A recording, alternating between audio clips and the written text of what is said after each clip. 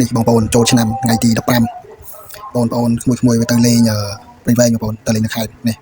ជិះមកក្តៅចង់ងាប់បងប្អូនអើយក្តៅណាស់នេះមកដល់សក្ការនៅខេត្តព្រៃវែងបងប្អូននៅទីក្រុងខេត្តមនុស្សច្រើនណាស់បងប្អូនអើយគុកគេឲ្យមានកុនសឺតនេះទៀតនេះគាត់ថាមកកូនចាំមកផងក្តៅណាស់បងប្អូនឲ្យថាស្ទះមកដល់យកបានថតមួយអត់បានដាក់ទិញអានោះដាក់ទូរស័ព្ទដាក់ថងចោលដាក់កប៉ាវមកមានទេបងប្អូនអើយមានទេគ្មានបានថតនេះមកដល់នេះបានទៅនាំកូនដើរបងកូនវិញញាក់ជិះលើឡាននេះបាញ់ទឹកដាក់រហូតមនុស្សច្រើនណាស់បងប្អូនក្មេងៗច្រើនទៀតមនុស្សនៅសង្គ្រាមខេត្តព្រៃវែងថ្ងៃទី15បងប្អូនថ្ងៃទី2មនុស្សដើរជិះគ្នាចង់រួចបងប្អូនហើយទៅមើលទៅបាច់ម៉ោង 2:10 ហេម៉ោង 10 ជាង 7:10 មកដល់ខេត្តម៉ោងបាជា4 ជាងបងប្អូន 4 ទៅ 5មានទេបងប្អូនអើយក្មេងៗវាសប្បាយវាមិនចង់ឲ្យណាកំណត់ម៉ោងវាម៉ោងនេះចាំវានៅឡានហ្នឹងឯងដើរឡើងអាកូននោះខូចចិត្តដើរទៅធាក់គូតគេផងហក់ធាក់គេកូនក្មេងអើយយ៉ាប់មែនតែក្មេងៗវាដឹងអីគេអត់ប្រកាន់ដែរដោយសារវាក្មេងកូនខ្ញុំសល់ចំហាយមានទេវីដេអូតាំងពីថ្ងៃទី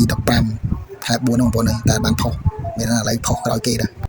ហើយបងប្អូនកុំភ្លេចជួយ like ជួយ share វីដេអូខ្ញុំម្នាក់មួយផងបងប្អូនហើយវីដេអូក្រោយគេនេះបងប្អូនអើយគេផុសអស់ហើយទៅណាទៅណីហួសទៅដល់ណាដល់ណីហើយតែខ្ញុំមានតន់បានផុសណាបងប្អូនហើយវល់នេះវល់នោះមួយថ្ងៃវល់នេះវល់នោះមួយថ្ងៃភាគច្រើននៅទៅមានចាស់ទេមានតែក្មេងចំតុងបងប្អូនអើយហើយវាថាច្រើនណាស់បងប្អូនអើយតាកូនគេកូនយើងក្មួយគេប្អូនយើងទេចូលឆ្នាំមានម្ដងមានទេសំមេះសមោះពេញទឹកពេញដីហ្នឹងហើយនិយាយថាមួយអូសុបាយណាស់គេហ្នឹងហើយមែននេះណាបងប្អូនដល់ឆ្ងាយណាមែនចិត្តទេណាគេសុបាយគេដល់ឲ្យក្តៅបងប្អូនហើយនេះប្រសើរសំមេះសមោះអស់នេះដល់ពេលត្រឡប់មកវិញនេះមកចូលកន្លែងផ្ទះបងគាត់មកវិញត្រឡប់ចូលមកផ្ទះបងគាត់នៅទល់មុខវត្តមានជ័យបងប្អូនមានជ័យហើយក៏ចូលលេងតិចទៅមុនទៅបន្តទៀតហ្នឹងហើយក្មេងៗវាចង់ចូលមកលេងចូលមករំធំបាសបងប្អូនអើយណា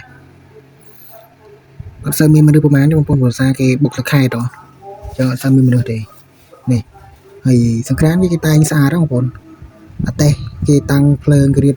ភ្លើងដាក់ភ្លើងដាក់អីស្អាតនិយាយទៅប្រពៃណីខ្មែរយើងហើយរបៀបប្រពៃណីខ្មែរហើយមានដូចជាកងអតេសមានរត់មានទ្រុងមានឈ្នៀងមានមួកមានកំពង់ថ្នោតទឹកថ្នោតចង្អេចឹងទៅគេតាំងអសរវត្តមានជ័យចឹងទៅស្អាតបងប្អូនទីឃ្លាធំហើយ